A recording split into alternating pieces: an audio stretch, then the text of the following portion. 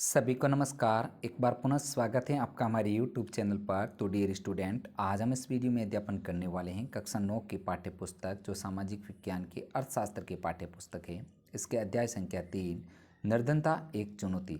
इस पाठ का संपूर्ण सॉल्यूशन यानी कि इस पाठ के जो अभ्यास के प्रश्न हैं, इन प्रश्नों के उत्तरों का अध्यापन इस वीडियो में करने वाले हैं। तो डियर स्टूडेंट, वीडियो को शुरू करने से पहले अगर आप हमारे चैनल पर नए हैं, चैनल को सब्सक्राइब जरूर कीजिएगा। तो बगैर समय को खराब करते हुए शुरू करते हैं अध्याय 3 का संपूर्ण सॉल्यूशन। देखते हैं 1 नंबर क्वेश्चन। भारत में निर्धनता रेखा का आकलन कैसे किया जाता है? तो उत्तर देखते हैं। भारत में निर्धनता रेखा का निर्धारण मानव के लिए आवश्यक प्राथमिक आवश्यकताओं रोटी, कपड़ा, मकान, शिक्षा, चिकित्सा आदि की भौतिक मात्रा को रुपए में उनकी कीमतों से गुणा करके किया जाता है।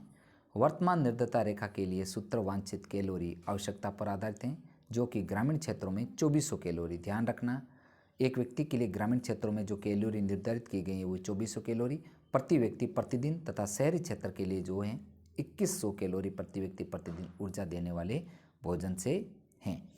नेक्स्ट साथियों, अगला 2 नंबर क्वेश्चन। क्या आप समझते हैं कि निर्धनता आकलन का वर्तमान तरीका सही है?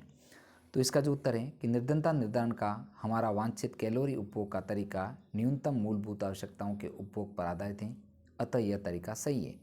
ग्रामीण क्षेत्रों में 2400 कैलोरी उपभोग एवं शहरी क्षेत्रों में 2100 कैलोरी उपभोग का मापदंड रखा गया है, क्योंकि ग्रामीण क्षेत्रों में रह रहे लोग अधिक शारीरिक परिश्रमी कहते हैं, अतः उन्हें अधिक कैलोरी के उपभोग की आवश्यकता पड़ती है।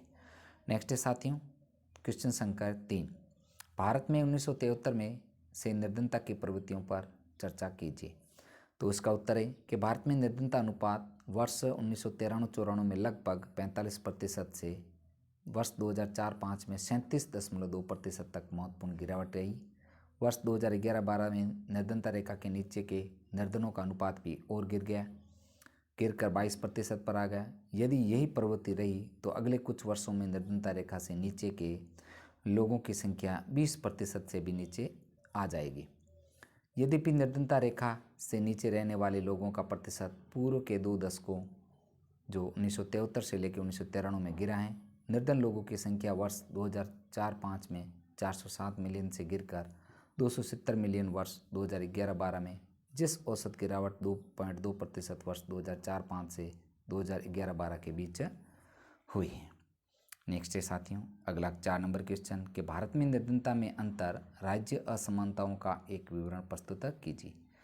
तो इसका जो 4 नंबर क्वेश्चन का आंसर देखते हैं कि भारत में जो निर्धनता का अंतर राज्य असमानताओं का विवरण प्रस्तुत में उड़ीसा भारत का सबसे गरीब राज्य माना जाता है। ध्यान रखना, भारत का सबसे गरीब राज्य किसे माना जाता था? उड़ीसा को। इसकी जनसंख्या गरीबी रेखा से नीचे रहती है एवं जम्मू कश्मीर में सबसे कम लोग गरीबी रेखा से नीचे आते हैं। अगला है साथियों क्वेश्चन संख्या 5।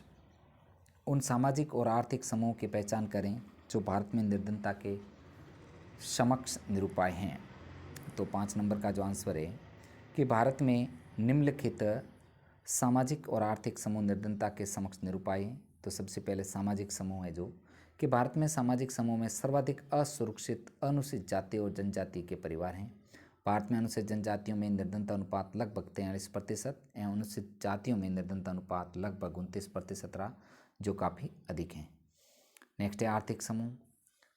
भारत में आर्थिक दृष्टि से सबसे असुरक्षित वर्ग नगरीय मजदूरों एवं ग्रामीण खेतिहर मजदूरों का है। नगरीय अनियत मजदूरों में लगभग 34% एवं ग्रामीण खेतिहर मजदूरों में लगभग 34% लोग निर्धनता के समक्ष निरूपाय हैं। ये लोग निर्धनता रेखा के नीचे अपना जीवन यापन कर रहे हैं। नेक्स्ट आगे है 6 नंबर क्वेश्चन। तो साथियों आपसे रिक्वेस्ट है वीडियो को लाइक तथा शेयर जरूर कीजिए, जिससे हमें मोटिवेशन मिले। साथियों अगला क्वेश्चन 6 नंबर है जो कि भारत में अंतर्राज्यीय निर्धनता में विभिन्नता के कारण बताइए। तो इसका जो उत्तर है कि भारत में अंतर्राज्यीय निर्धनता में विभिन्नता के जो प्रमुख कारण निम्नलिखित हैं। राज्य में कृषि वृद्धि दर में अंतर का होना। पंजाब और हरियाणा जैसे राज्य उच्च कृषि वृद्धि दर से निर्धनता कम करने में सफल रहे हैं। नेक्स्ट है अगला पॉइंट जो कि मानव संसाधन विकास पर कम और अधिक ध्यान देना। केरल ने मानव संसाधन विकास पर अधिक ध्यान दिया और उन राज्यों से निर्धनता को कम करने में सफल रहा जिनसे इस ओर कम ध्यान दिया गया है। अगला पॉइंट है कि भूमि सुधार उपायों को लागू करने का अंतर होना। पश्चिम बंगाल में भूमि सुधार उपायों से निर्धनता कम करने में सहायता मिली है। नेक्स्ट है अगला, अनाज के जो सार्वजनिक वितरण में अंतर। आंध्र प्रदेश और तमिलनाडु में अनाज का सार्वजनिक वितरण कर निर्धनता में सुधार किया गया। अन्य कारण, राज्यों में जनसंख्या घनत्व में असमानता विद्यमान है, राज्यों के लोगों में शिक्षा के प्रतिशत की असमानता है, और स है जो राज्यों में प्राकृतिक संसाधनों में भी असमानता उपलब्ध है। नेक्स्ट है साथियों 7 नंबर क्वेश्चन, वैश्विक निर्धनता की प्रवृत्तियों पर चर्चा कीजिए। तो इसका जो उत्तर है कि अंतर्राष्ट्रीय स्तर पर विभिन्न देशों में निर्धनता अनुपात में काफ़ी असमानता पाई जाती है। हालांकि पिछले कुछ वर्षों में वैश्विक स्तर पर निर्धनता में कमी आई है। विभिन्न देशों में 1990 में निर्धनता का अनुपात 36% से गिरकर 2015 में 10% हो गया। चीन एवं दक्षिण पूर्वी एशिया के देशों में निर्धनता में उल्लेखनीय कमी आई है, जबकि दक्षिण एशिया के विभिन्न देशों भारत, पाकिस्तान, श्रीलंका, नेपाल, बांग्लादेश, भूटान आदि में निर्धनता में धीमी गति से गिरावट आई है। अफ्रीका के देशों में निर्धनता अनुपात काफ़ी ऊंचा है, जैसे सब सहारा अफ्रीका में निर्धनता अनुपात 2005 के 51% से घटकर 2015 में 41% हो गया। रूस जैसे देशों में निर्धनता अनुपात में पुनः वृद्धि हुई है। अतः विश्व के विभिन्न देशों में निर्धनता अनुपात में काफ़ी भिन्नता पाई जाती है। नेक्स्ट है साथियों 8 नंबर क्वेश्चन है, निर्धनता उन्मूलन की वर्तमान सरकारी रणनीति की चर्चा करें। तो इसका जो उत्तर है कि भारत में सरकार ने निर्धनता उन्मूलन हेतु अनेक प्रयास किए हैं। सरकार की निर्धनता उन्मूलन की रणनीति जो है 2 भागों में विभाजित है। एक आर्थिक समृद्धि को प्रोत्साहित करना और दूसरा है लक्षित निर्धनता निरोधी कार्यक्रम प्रारंभ करना। तो 1 नंबर पॉइंट के अंदर देखते हैं कि आर्थिक समृद्धि को प्रोत्साहित करना। सरकार ने देश में निर्धनता दूर करने हेतु आर्थिक समृद्धि दर को बढ़ाने का प्रयास किया है। विकास की उच्च दर ने निर्धनता को कम करने में एक महत्वपूर्ण भूमिका निभाई है। आर्थिक समृद्धि की दर में वृद्धि होने से अर्थव्यवस्था में रोजगार के अवसरों में वृद्धि होती है, अर्थव्यवस्था में निवेश बढ़ता है, जिससे उत्पादन और रोजगार दोनों में वृद्धि होती है। इससे मानव विकास में निवेश के लिए भी आवश्यक संसाधन उपलब्ध होते हैं। इन सब के फलस्वरूप अर्थव्यवस्था में निर्धनता को कम करने में मदद मिलती है। नेक्स्ट है साथियों 2 नंबर, लक्षित निर्धनता निरोधी कार्यक्रम प्रारंभ करना। सरकार ने देश में निर्धनता को कम करने हेतु निर्धनता उन्मूलन एवं रोजगार सृजन हेतु अनेक कार्यक्रम चलाए। सरकार द्वारा चलाए जाने वाले कुछ महत्वपूर्ण कार्यक्रम निम्न हैं। 1 नंबर है महात्मा गांधी राष्ट्रीय ग्रामीण रोजगार गारंटी अधिनियम 2005। तो इसका जो है कि यह कार्यक्रम 2 फरवरी 2006 को राष्ट्रीय ग्रामीण रोजगार गारंटी योजना के नाम से प्रारंभ किया गया।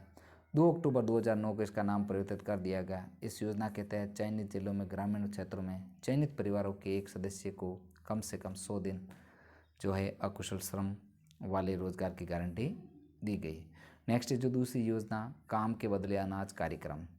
यह कार्यक्रम निर्धनता उन्मूलन एवं रोजगार सृजन का महत्वपूर्ण कार्यक्रम है, जिसे वर्ष 2004 में देश के सबसे बड़े जो पिछले 150 जिलों में लागू किया गया। यह कार्यक्रम उन सभी ग्रामीण निर्धनों के लिए था जिन्हें मजदूरी पर रोजगार की आवश्यकता थी, जो अकुशल शारीरिक काम करने के इच्छुक थे।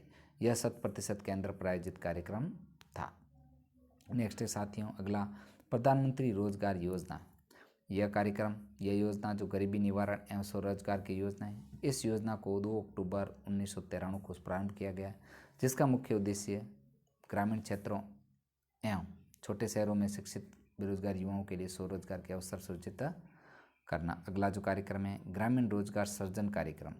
यह कार्यक्रम 1995 में प्रारंभ किया गया। इस कार्यक्रम का जो उद्देश्य ग्रामीण क्षेत्रों और छोटे शहरों में स्वरोजगार के अवसर सृजित करना। 10वीं योजना में यह कार्यक्रम के तहत 25 लाख नए रोजगार के अवसर सृजित करने का लक्ष्य रखा गया था। अगला है 5 नंबर, स्वर्ण जयंती ग्राम स्वरोजगार कार्यक्रम। यह कार्यक्रम 1 अप्रैल 1999 को प्रारंभ किया गया। इसमें पूर्व में चले आ रहे 6 कार्यक्रमों को मिला दिया गया। इस योजना का उद्देश्य सहायता प्राप्त स्वरोजगारियों को बैंक ऋण तथा सरकारी सब्सिडी के जरिए आय सर्जक परिसंपत्तियों के प्रावधान के जरिए गरीबी रेखा से ऊपर लाना है। नेक्स्ट है साथियों अगला कार्यक्रम प्रधानमंत्री ग्रामोदय योजना। यह योजना सन 2000 में प्रारंभ की गई। इस योजना के अंतर्गत प्राथमिक स्वास्थ्य, प्राथमिक शिक्षा, ग्रामीण आश्रय, ग्रामीण पेयजल और ग्रामीण विद्युतीकरण जैसे मूलभूत सुविधाओं के लिए राज्य को अतिरिक्त केंद्रीय सहायता प्रदान की जाती है। अगला कार्यक्रम है अंत्योदय अन्न योजना। यह योजना निर्धनता उन्मूलन हेतु वर्ष 2000 में प्रारंभ की गई थी। योजना प्रारंभ की गई थी। इन योजनाओं में गरीबों में भी सर्वाधिक गरीब को लक्षित किया गया तथा उन्हें सस्ती दरों पर जो खाद्यान्न उपलब्ध करवाया गया। अगला क्वेश्चन है साथियों 9 नंबर क्वेश्चन।